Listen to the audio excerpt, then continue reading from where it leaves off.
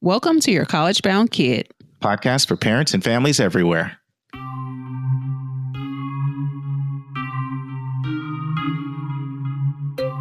Whether you have kids that plan to attend college or you have current college students, you want them in and you want them to graduate. And you want a college education that won't leave you with crippling debt for the next 15 years. I am Mark Stucker. And I am Anika Madden. It is Friday, April 13th, and this is episode number 11, Understanding How Colleges Evaluate Your Kids' Application for Admissions. In this week's news, we're going to discuss the issues and concerns around high school grades that are getting higher and higher. We're in Chapter 11 of 171 Answers, and we'll talk about the 2 ways that your kid will be evaluated in the admissions process. And our question this week asks how to relieve stress in the college admissions process for parents and kids. Anika, you've been in Greensboro now for almost 90 days. What's new? Oh my, has it been that long? Oh my goodness. I think so. I felt like we just came here the day before yesterday.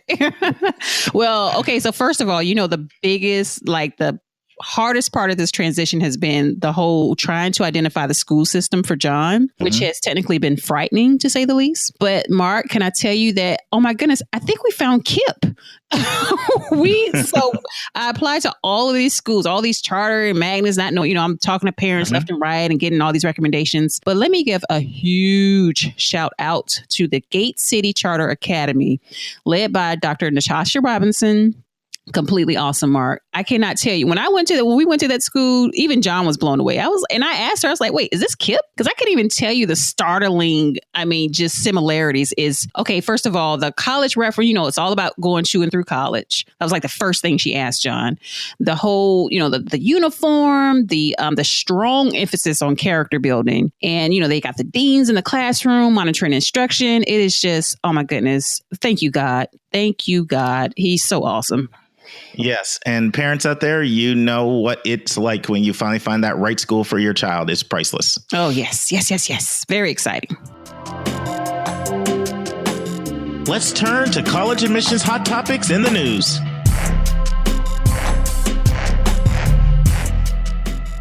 All right, Mark, we got another great article this week, this time coming from Inside Higher Ed, and it's entitled High School Grades Higher and Higher. And what this is about is these 2 guys. There is this gentleman as a representative on the college board, and there's a doctoral student out of the University of Georgia that did this study on grade inflation. And grade inflation meaning that, they're studying these high schools and wondering why, these kids are one day making B's and C's and all of a sudden they're making A pluses. And so the way they position this is, and they state this in the article, which is interesting, how the College Board says, you might see this as a reason why we support the case for standardized test scores. And actually, and this is exactly why we did it, is the way I read that. And one thing that they really pointed out is that this is more rampant or found more in rich white high schools, which is pretty interesting because my first question is, what's happening everywhere else? Why wouldn't? I don't know. What is this a negative trend? Is this a positive trend? I don't know. I got a little mixed emotion around that. So tell us what you're thinking, Mark. Well, first of all, it did not surprise me at all on a lot of levels. First, I don't know if you saw the stat in the article, Anika, but from 1998 to 2016, so that's an 18-year stretch, the number of students that are receiving A's or A minuses went from 38.9% to 47%. So very substantial increase. And at the same time, the number of high schools that are reporting whether or not they rank students also dropped off precipitously. And once again, as you said, that trend was much, much more apparent in more affluent school districts and in more predominantly Caucasian school districts. And the reason why that didn't, well, let me ask you why you think that's the case, because I know exactly why this is the case. Really? And I see this every day in what I do. And I just kind of want to know what your sort of first impression take is on it. Well, it's funny because I remember in Jalen's school that they didn't do the class rankings, and I was a little shocked by that. I was like, oh, wait, I thought that was a great thing. So I didn't really understand, why they were moving away from that. I totally don't get why. Okay, regardless. Okay, so I've got a rich school over here. I've got a poor school over here. Why wouldn't that poor school do the same thing? Like, what would keep them from, you see what I'm saying? Yeah. What would keep them from so what's doing your the same theory? practice? Any theories? I don't. I'm at a loss at this one. I totally am. Yeah. And before I delve into that, I'll also mention about GPAs. I mentioned the percentages of students self-reporting A's and their minuses, but also GPAs. GPAs went, in the overall study, they went from a 3.27 to a 3.38. But when you look at schools where grade inflation was most rampant, the top decile, it was, the average grade was a 3.56. And those school districts, once again, much more affluent and much higher percentage of Caucasians. The reason for this is these are savvy individuals, right? These are people with college degrees. These are people with influence. These are people that know a little bit more about how things work and know how to leverage themselves within the school. And so what's happening is my biggest pet peeve, I have a few pet peeves, but one of my absolute biggest pet peeves about how colleges do admissions is that they don't oftentimes make adjustments appropriately, in my opinion, for one school that's harder than another school. So they're more prone to just look at, does this student have A's or does this student have B's? Does this student have C's?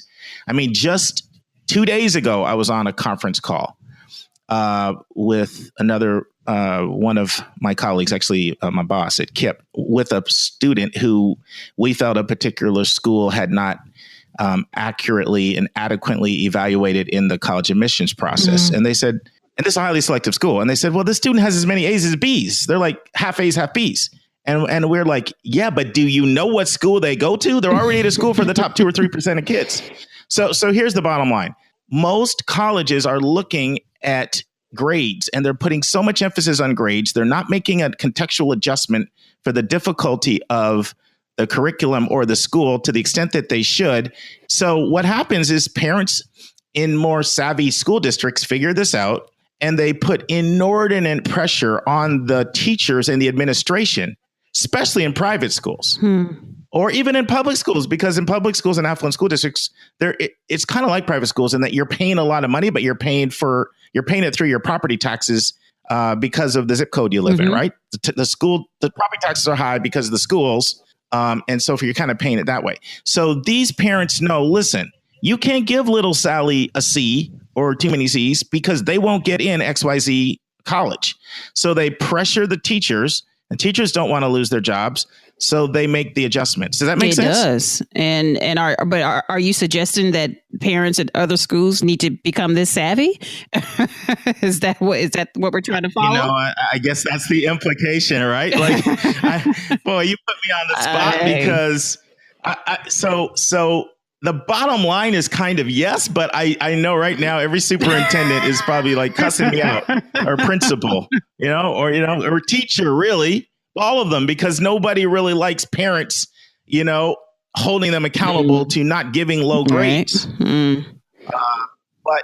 But it is a reality that most schools are counting the A's, counting the B's, and making decisions. And so if you grade too difficultly, then if your grading is too difficult, then it will hurt you in the process. And that's why I do warn students sometimes, like, you do have to be careful about that teacher, because every school's got one that just rarely gives out A's, because that really can hurt you in the process. Because most schools are not going to say, okay, Dr. Gregory, the mad scientist over here who gives out 2 A's and 10 B's and 30 C's, we know that. So we'll look at your B as an A. Most people are not doing that. And so that's about the savviness of the parents putting pressure on the school district. So let me ask you this. So here comes so it mentioned in the article is the guy from the Fair Test, National Center for Fair and Open Testing. Yes. And so that argument is that, hey, guys, you just did this because you're trying to put an emphasis on the importance of standardized testing. Correct. And the reason why they need to focus more on that, where there's controversy around that. Well, you know, so I mean, I feel like I'm on a boat right now. No. So I'm really glad you brought that up, Anika. That's very important. And I agree 100% with Schaefer and his points that he made. Bob Schaefer, by the way, is the education director for Fair Test, which is an organization that has long been a critic of the College Board and the standardized testing process and has pushed back aggressively about the inequities in the standardized testing. So here's what's going on. And I completely agree with Schaefer.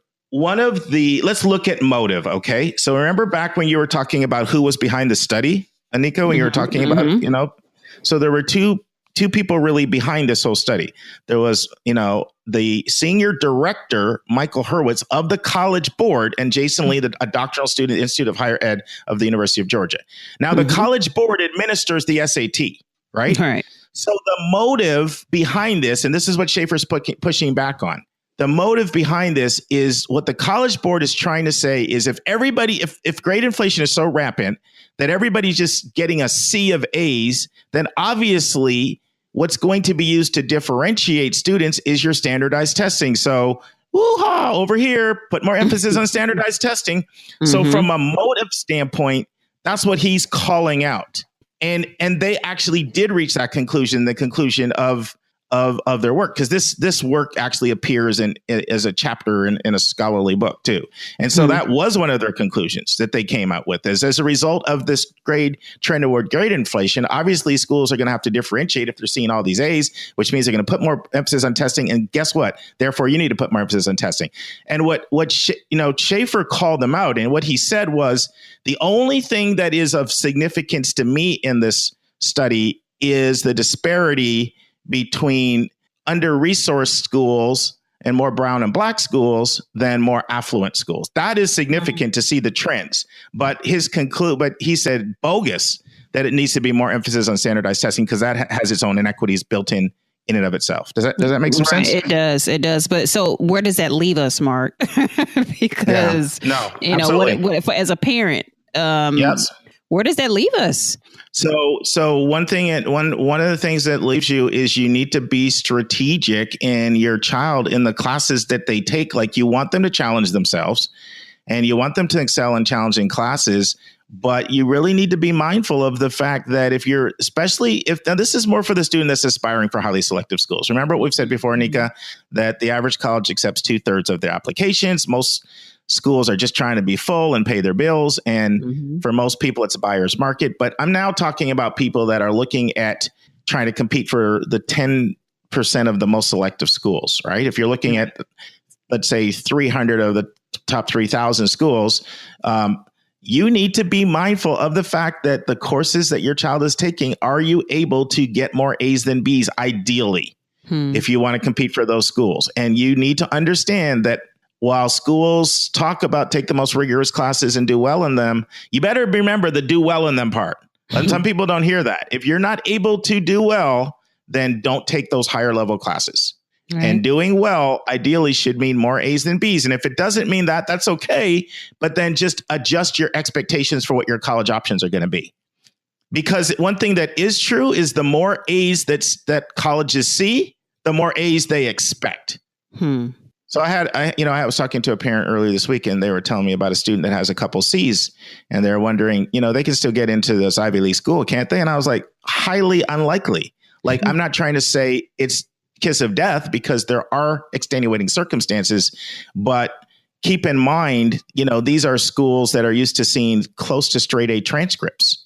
And so, I'm not trying to put more stress on people. Some of what you may need to do is adjust your expectations for your college search. There it is.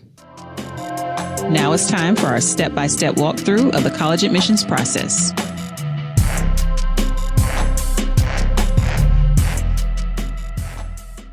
Okay, Anika, I feel like a drum roll. I feel like cartwheels. I feel like we need a band because I've been waiting for this for a while. We are transitioning to a new section, section 2, finish section 1. As you know, we're going through the book, 171 Answers to the Most Asked College Admissions Questions. And section 2, for the next 18 weeks, we take one chapter per week of the book and do a deep dive, is all about how you build your college list. And so the first chapter in that section is called What is the Difference Between Holistic Admissions and Admissions by the Numbers? And this is extremely important because one of the questions I get asked a lot, Anika, when I'm talking to parents and students, they say, what are they looking for? And they is the colleges, right? And so what I have to come back to and say, guess what? They are not a monolith. They are not like one just giant generic brand.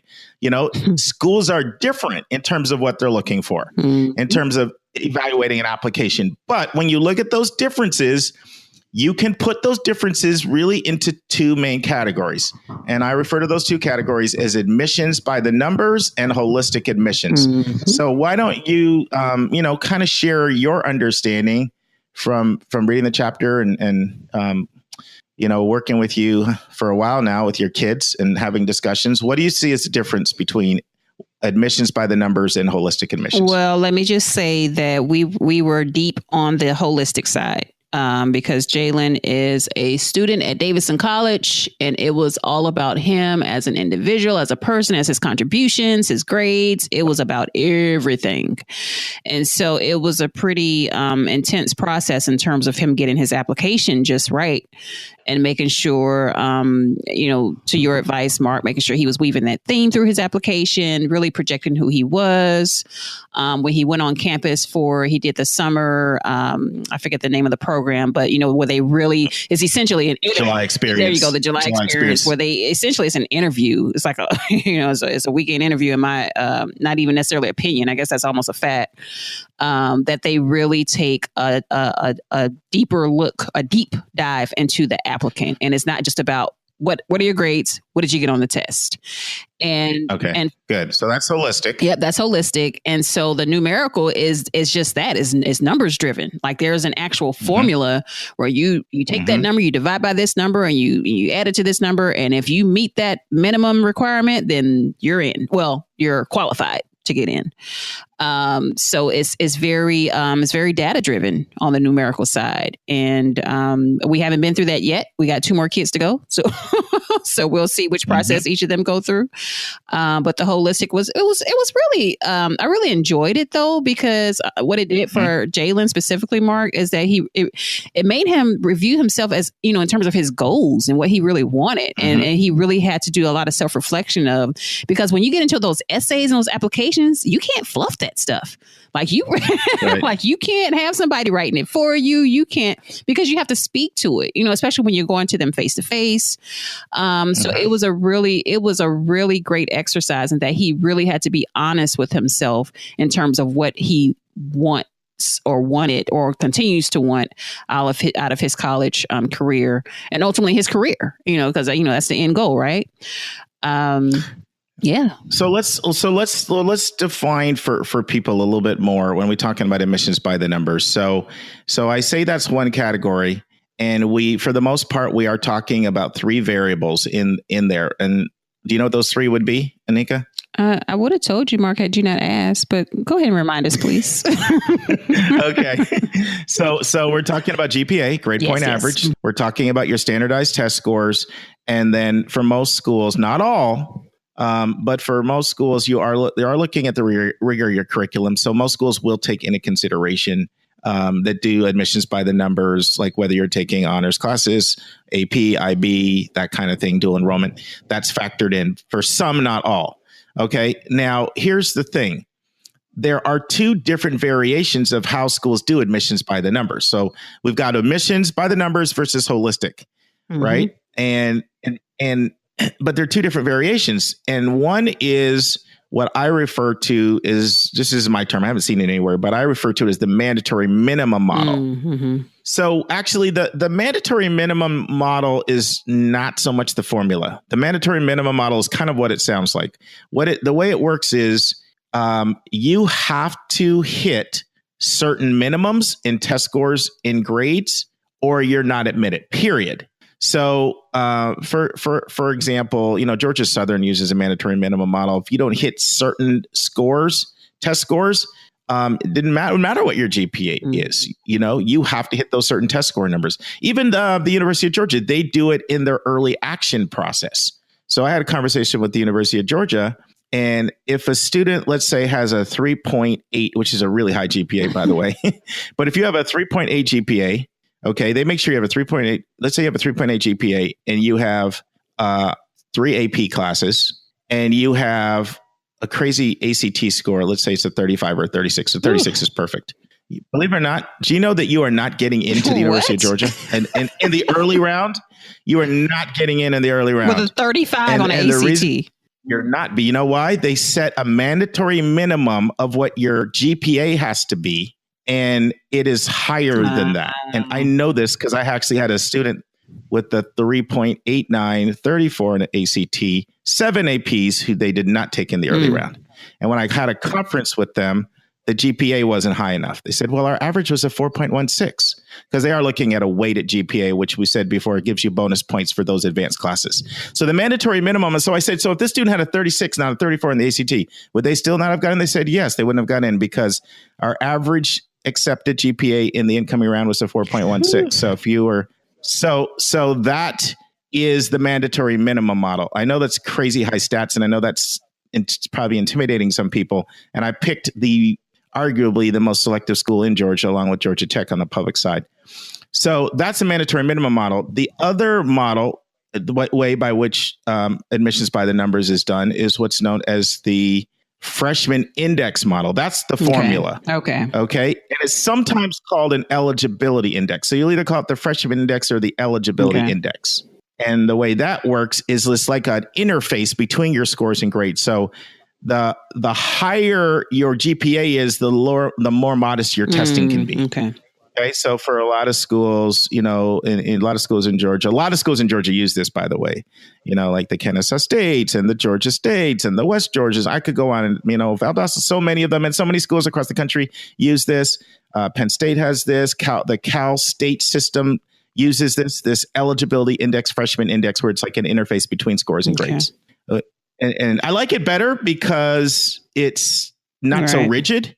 And if you're proving yourself because you're doing much better with your grade point average, then you should be able to get a little slack over here because you're proving that you got and Mark, it together. am I mixing this up where they also do this in regard to certain programs within the college?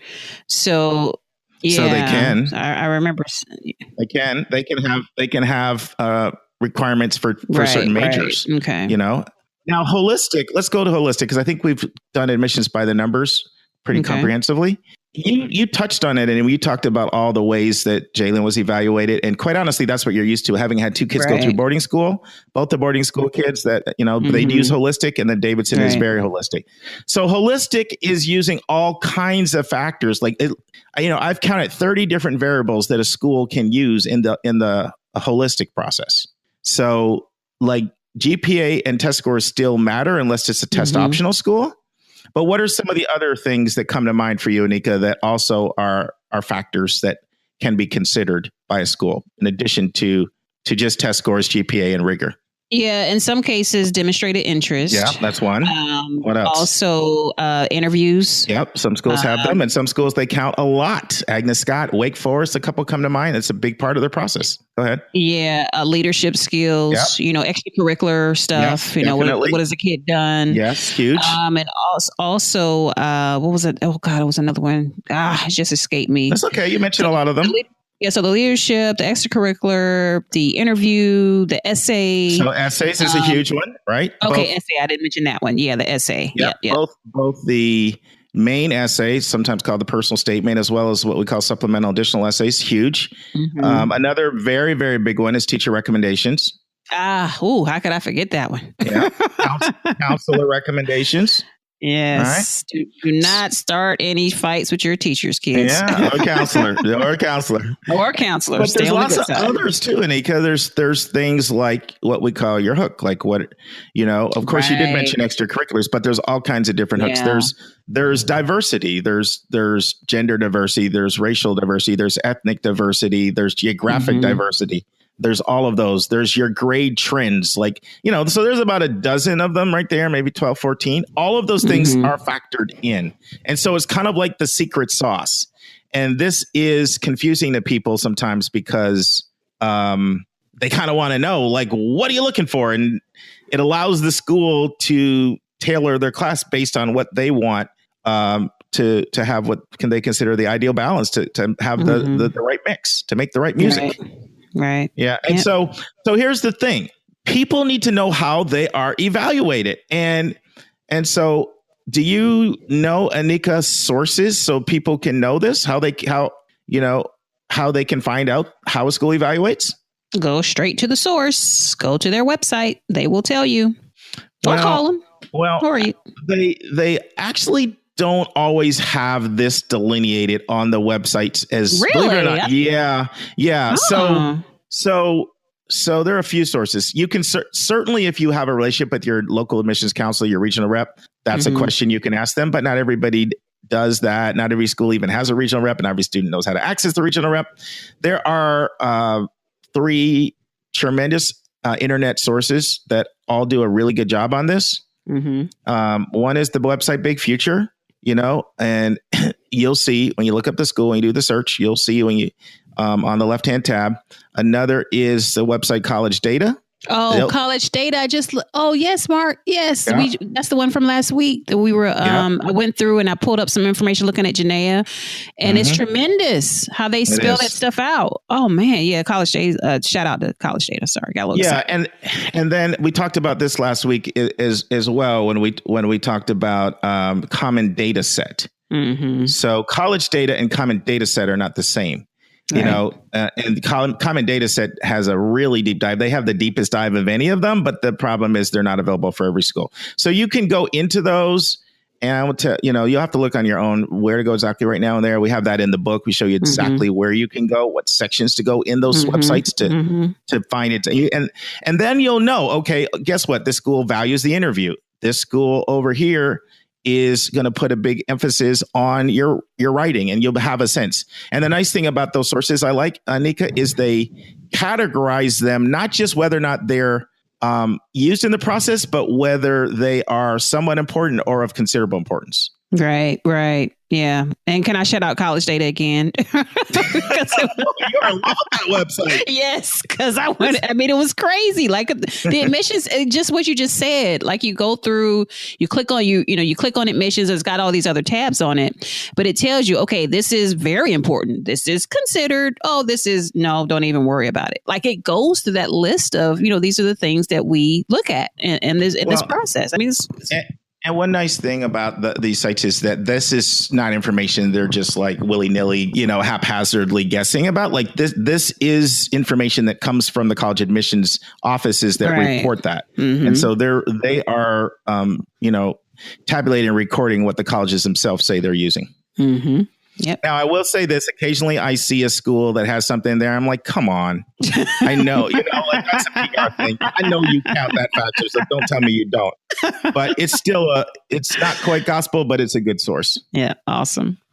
Anika, before we transition to our question from our listener, I just thought of something that I do want to throw in before I freak out too many people about UGA, University of Georgia. I don't want people to think if you have a 3.8 or 3.85 or 3.9, you can't get in UGA. They do something that is totally unique. I actually don't know of another college that does it quite like they do.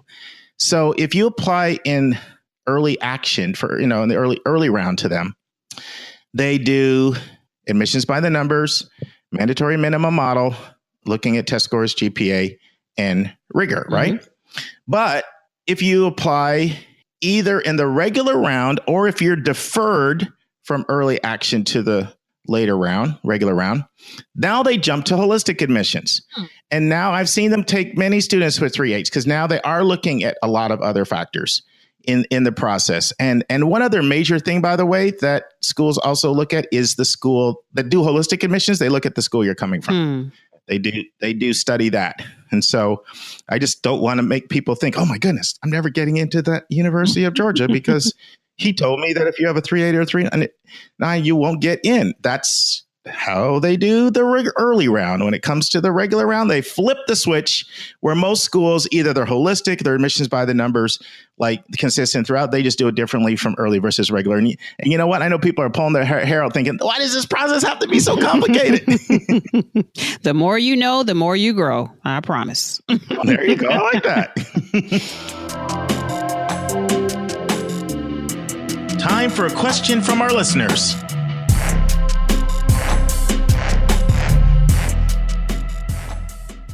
Okay, Mark, I'm so excited. We have our first question from a dad this week. Woohoo! You go, dads. It is from Eldon in Chicago. And he asked a question that I'm sure we're going to need to be reassured every week, Mark, is how do we take the stress out of the college admissions process, not just for the kid, but for the parent too? Yeah. And is this question ever important? And especially if you are a student and you're coming from a highly competitive school, either a highly competitive suburban school, a private school, because people go to these schools, there's a primary goal to have college opportunities that they think they may not have if they didn't go there.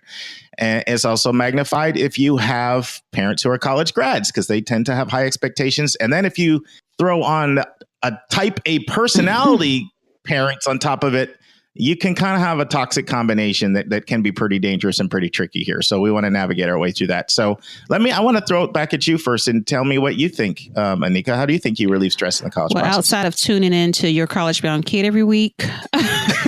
I like that little subtle plug. Maybe it wasn't so subtle. No, not subtle at all, because that's real talk. Like this is, I'm not going to digress, but I promise y'all, you better tune in every week.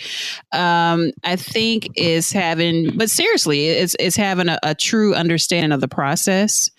And the early bird gets the worm always. And it's not to say that if you're late in the game that it's not going to happen for you, but that planning stage is so critical. Mr. John is a whopping 10. Well, he's about to be 10. And, like as I mentioned in my shout out earlier to Gate City, the first question they asked him was, hey, what college do you want to go to? And he just, obviously didn't have the answer yet, but it starts that early and it is that real. So the planning for me I think is key to relieving a lot of that stress. Definitely. Anika, I got two different phone calls in the last 24 hours from people that needing help for the college process. And I can help them. But here's the thing. It's April and both of them are seniors. Wow. So I can do certain things to help them because there are lots of schools that still have openings and there's a lot of things they can do. But I feel like I'm working with definitely more than one hand behind my back, one hand and one leg behind my back, so starting early absolutely is critical. And why would you say that's important? Besides, obviously, let me because there's so many things. Let's just take the test prep alone, right? That's a job in itself, it's because you got to get the kid if the kid is not already in that position where they're willing to do it, but understanding the importance of it. And you really got to know, it's not just about, you're not just, prepping for random things. You got to know what you got to focus on. Like there are targets that you have to hit. So you really got to get a sense early on of where your kids' weaknesses are and really start to build on those and start to develop those. And I'm really glad you picked that because that's one of the most stress inducing parts of this process. And then here's the other thing. I really, ideally, I really, really, really like to have students have their test scores nailed, completed, done in the junior year, because what's happening is these college deadlines are moving up early and early and earlier, especially what we call priority admission deadlines, which is a date that if you submit your application by this date, you'll be considered for prioritized for scholarships. And so those dates can be September 1, September 15th, October 1, October 15th, which basically means, and of course, some of them are, November, December and later, but it's very, very common to find October dates for priority admissions now, which means you really have to have your test scores done. So the person that's doing this in the senior year, yes, you can still do it, but it adds to the stress because students also need to keep their grades up. And, a lot of people still don't even know what colleges they're interested in, building your college list, so absolutely. So starting early is no question about it, is really, really important. Any other things you think are important to reduce stress? I think having a clear, first of all, let me tell you about at least two parents that I've talked to. I'm just going to say within the past year and a half, even, because there were two distinct conversations that I had where they literally went to blows, like with their kids, like straight up pointing fingers. You should have done this at this time. You should have. And this is like, wait, what? This is the kid's about to graduate in 2 days and you're arguing about who should have done what. So, I mean, again, it goes back to the planning, but at the same time, it kind of goes back to the understanding of, okay, the kid, there is some parent responsibility. And I know there are some difference in opinions about that, in terms of how involved we should be in the process. But the way I honestly see this, Mark, and I just stick to this wholeheartedly because I feel like we are our kids' executive assistants. We're not doing their work, but we're reminding them. We're helping them with their deadlines. We're managing their stress levels. It's a lot of stuff that goes into, it's more of a partnership to me. And I believe the partnership comes into play again to the stress factor, because, if the kid's out there on his own, he's already struggling. He's trying to go to his, he's doing all this stuff and he's doing great. But the kid gets so focused on trying to, get to class and get to football practice or wherever they're trying to go. And, they got to go to sleep sometime, right? At least, some of us believe that. Right. So it's that partnership piece that I also feel is really important, and that they need support. Like, it's just good old fashioned support. Yes. And let me talk about that. So to me, one of the most important parts of that support is that the parent truly does believe that, ultimately it's going to be your skill set and your people skills that are, going to determine your options in life. Like, where you go to college is important from a standpoint of you enjoying the college experience, you being challenged, you reaching your full potential. But when parents put any type of pressure on their kid to get into designer name schools, that's what significantly exacerbates the stress in the college process. And it's very, very subtle, because if a parent's even thinking it, the kid will know it. The kid knows, the kids are smart and they live with you and they know you. And so it can be something very, very, very subtle. Like, while we're in California, why don't we just swing by Stanford? Like, the message that's sending to the kid is, so if I don't get in that school, am I a failure now? And is that your expectation for me? And what if I don't get in? And it doesn't have to be that. It could be USC, UCLA. You could go on and on. And so kids internalize that. You have to be is subtle about something even like where you take your kid to go on college visits. Okay. So that's very, very important that the parent convey and connote to the child. Like, listen, I want you to go somewhere you're going to be happy. I want you to go somewhere you're going to be challenged. But I know at the end of the day, your life options are not going to be contingent on where you go to college. It's extremely important. That's extremely important. And I have learned that a very effective way to do that is for the student and the parent to both go through this book. You hear me talk about it quite a few times. It's called Where You Go Is Not Who You'll Be, an anecdote to the college admissions mania. And so this book was explicitly written to address this stress issue. And what it does is it goes through hundreds and hundreds of examples of highly acclaimed, successful people in all walks of life who went to no-name schools. Fulbright scholars and Rhodes scholars and CEOs and all kinds of people. And I find it to be the most liberating thing for students to realize, oh, I'm going to make it even if I don't go to brand name U. And so I think that's really important. And another thing I think is important is not to build your college list with too many reach schools. Because what happens when you have too many reach schools, and just, for our audience, reach schools are schools that you have a chance of being admitted to, but your academic profile is such that it's unlikely you're going to get it. Your profile is such where the average student at the reach schools is either slightly stronger than you, or there's schools that are just, even if your profile lines up with their profile, they're so selective that you never know what they may be looking for in any given year. So even if you look on paper and it looks like you have the grades, the rigor, the test scores, you don't know what they may be looking for this year. And so you can't ever count on getting in there because of the selectivity of the school. If you have too many of those schools on your list, well, let me ask you this. Why do you think that induces stress?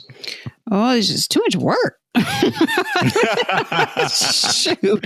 I mean, because some of them, like, it's not all about like one application. You know, there's supplemental things that people require. Right. Like that's right. You know, I've never subscribed to the over 7, honestly. But well, so some of it is the workload, right? Like you're just juggling all these balls, but it's also the mental taxing aspect of it because you're hearing over and over and over like the profile of the kind of kid that gets in, and that's stress inducing. These are our test scores. These are our GPA. This is I feel like I'm calling Georgia out right now, but I took a bunch of students to Georgia Tech on a tour, and I love Georgia Tech, but right away they said our average student has 7 APs with an A- average and has 31 to 34 in the ACT. Those are our average. And so kids, like keep hearing that over and over and over. You're like, there's no chance for me. And then, so that's part of it. But the other part is once applications, especially if you have early applications and they start coming in, if you start getting more rejection than acceptance, that's hard. It's hard. Yeah. Because this is, for a lot of times, this for kids, this is the first kind of major decision they've kind of made on their own. Like, especially if they're looking at going away and living away and what state am I going to be living in? Like, there's a lot of stress involved in even psychologically picturing where your living is going to be. Right. And if you're in a highly competitive school district, then there's a lot of peer pressure, too, because peers have a tendency to give you feedback on whether or not they think the college you're going to is a good college or not. And students pick that up. So parents can really, really, really ratchet that down. But here's the thing that I've learned. Parents can't ratchet it down just with words. Parents have to believe it. Right. So those are a few things. Pace yourself, have realistic expectations, do some research on the people, and just start looking at people that you're impressed with. It could be your doctor, your dentist, just your people. Start finding out where they went to college, and you're going to find out all kinds of names you never even heard of before. Right. It's very liberating to find that out, by the way. Start yesterday, people. Yesterday. And that's our show. A big thank you to you, our listeners, for tuning in this week. And if you found this podcast helpful, it would help us tremendously if you would subscribe and write us a review on your favorite podcast listening app. And please be sure to click that share button and send it to someone that you know who could really use this information. The amazing music that you hear is by Victor Allen Weeks. Artwork is by Andrea Togo. Marketing designs are by Kimberly Blass. And Your College Bound Kid is produced by Esteban Sartho. And if you want to get a copy of the book, 171 Answers to the Most Asked College Admissions Questions, just go right to 171answers.com. That is 171answers.com. And if you have a question or a few questions that you would like answered on the show, please email us at questions@yourcollegeboundkid.com. That's questions@yourcollegeboundkid.com. Every week, we'll take one question and include it in each episode. Again, we thank you for tuning in, and we look forward to meeting with you again next week.